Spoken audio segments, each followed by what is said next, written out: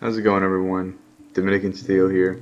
In today's video, I just wanted to go over the new nerfs that are coming in the next season after this current season of The Undying, which I believe is season 8 at the moment. Now, I want to go over this and also what Zur is going to do, what's going to happen to him, and what I hope is going to happen to him actually in these next few weeks, maybe even next season. We'll get into that later. Now, I am a huge advocate for balancing the game. So firstly, let's go over the One-Eyed Mask nerf that is coming next season. One-Eyed Mask is, for those of you that don't know, the helmet exotic armor piece for the Titan class, and what it does is it marks any enemies that are damaging you, and then any enemies that damage you while you're wearing One-Eyed Mask, they are visually marked with an X or red crosshair, if you will, and anywhere they go, you can pretty much wall hack them and see them through any objects, buildings, no matter where they are. Now, on top of this, if you kill whoever you are marked, and whoever is marked, you kill whoever who is marked, you will get a buff to overshield.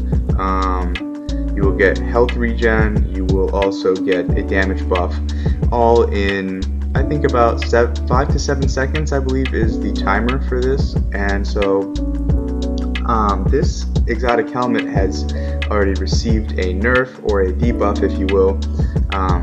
Not recently, but in the past year that it has been completely busted. And it was that the overshields don't come on instantly. I believe that's what the nerf was recently. Not too recent again, but it was overshields don't come up to quickly, and your health does not regen light speed anymore. And so, with this being said, the new nerf that is coming to this One-Eyed Mask is no more overshields. So you're still getting the wall hacks, you're still getting the damage buff, you're still getting health regen, but you're just not getting overshields.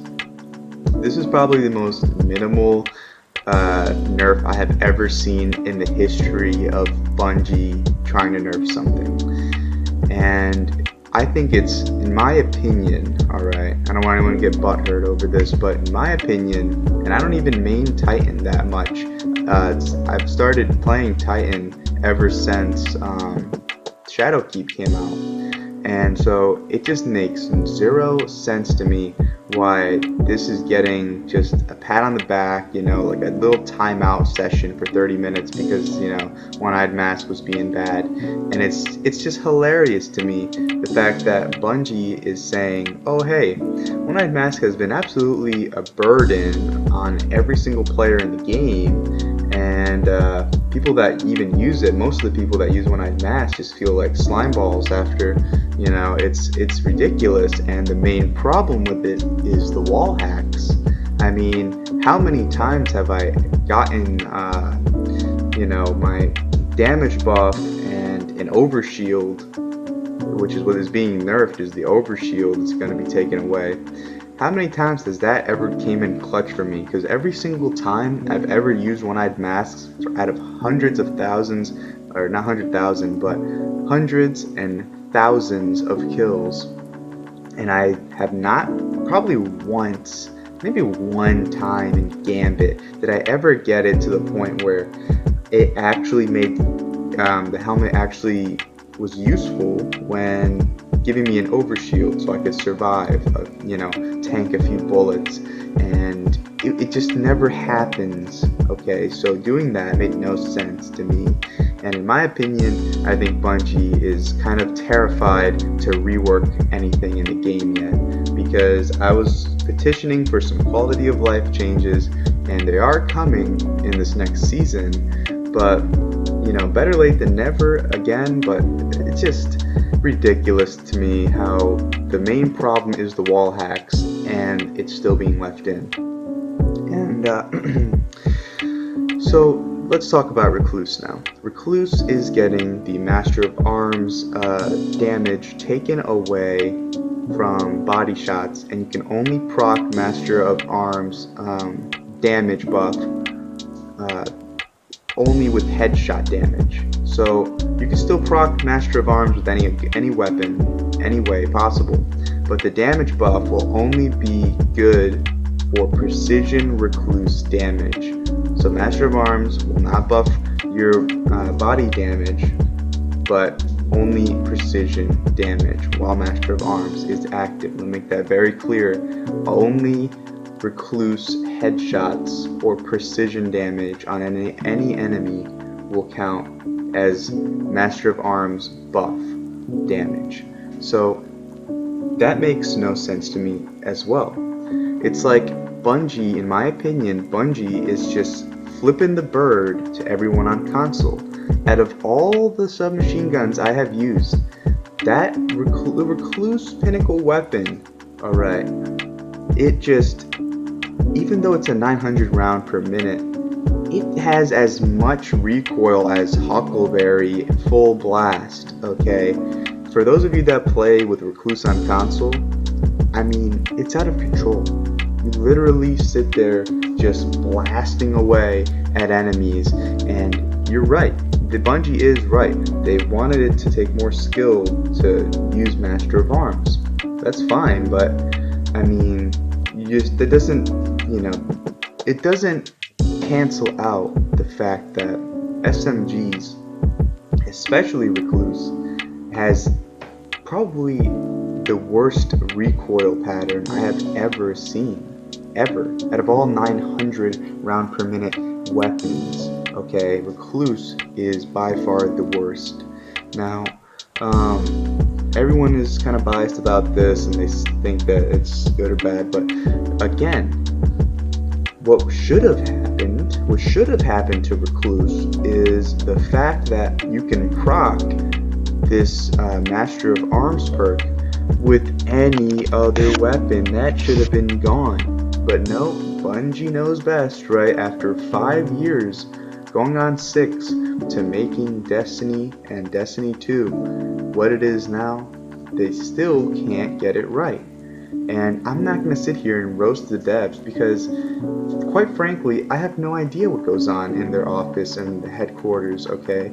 Sometimes I feel like they don't even play their own game. But hey, that's just my opinion. Everyone else can be happy, but freedom of speech here on my channel. I'm gonna voice what I believe is right and wrong, either morally or just over the gameplay, whatever it may be.